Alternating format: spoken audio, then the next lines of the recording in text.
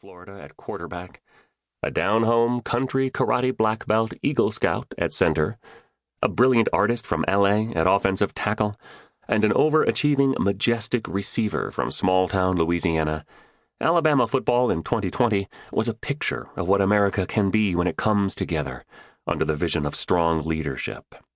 And, by the way, when people from the Deep South say L.A., they don't mean Los Angeles. They mean Lower Alabama. But we all love the real L.A. down here among the dogwoods, too. That's where some really great future defensive end who runs a 4.6 in the 40-yard dash and has a 39-inch vertical jump is going to one day test his 6'4", 265-pound frame against America's best.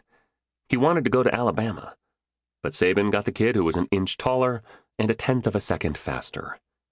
That 5-star recruit, who beat out the guy from the real L.A., had to wait 4 real and whole years to start a single game, but then won a natty, earned 2 degrees, and went in the first round of the NFL draft.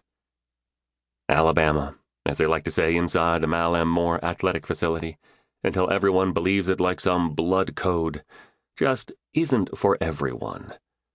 Those 3 perfect words make competitive people demand it even more, and have given us another turn of phrase that has come to define the pursuit of archetypal perfection. Everyone wants Bama. They want Bama, she wants Bama, he wants Bama, y'all definitely want some Bama. Through a decade of dominance, "We want Bama" became America's college football battle cry. But then it transformed into America's meme that represented testing yourself against the best in every walk of life.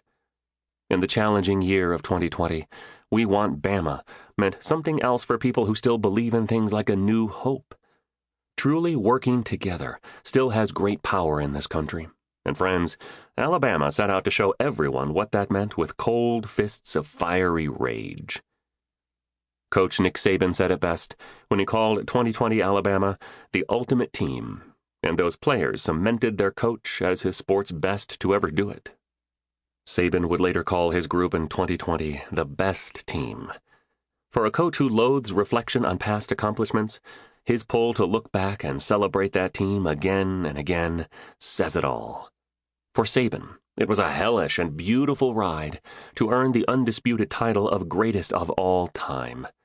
He has the 7 rings now to prove it, the staying power to back it all up. Because here's the thing about Saban. His rare affliction for a greater standard goes far beyond football now. A year like no other also framed him as the country's greatest living leader. He passed former Alabama coaching legend Paul Bear Bryant for the most national championships in college football history. But before the historic 7th of his career, Saban defended what was right when the hour of truth demanded it. He chose to speak out against the rekindled politics of white supremacy, embroiled so deeply in places like Alabama that they even use woodland creatures like the yellowhammer as metaphorical Confederate statues. History will remember what Saban represented in 2020, long after those who are spiteful of his greatness and courage melt away like trollish gremlins in the sun. Saban's call to respect black lives spoke to people enthralled by Trumpism. Until I listen with an open heart and mind, I can't understand his experience and his pain, he said in a video produced by Alabama Athletics in 2020's summer of protest against white supremacy, racial injustice, and police brutality. His calming refrain was a universal message we've heard before. In another time, in another wicked world, in a book about a different kind of bird in Alabama, it was Atticus Finch who said, "If you can learn a simple trick, Scout, you'll get along a lot better with all kinds of folks. You never really understand a person until you consider things from his point of view, until you climb into his skin and walk around in it." History will remember 2020 as the year Trump pulled the sports world into his toxic underworld, like he did with everything else.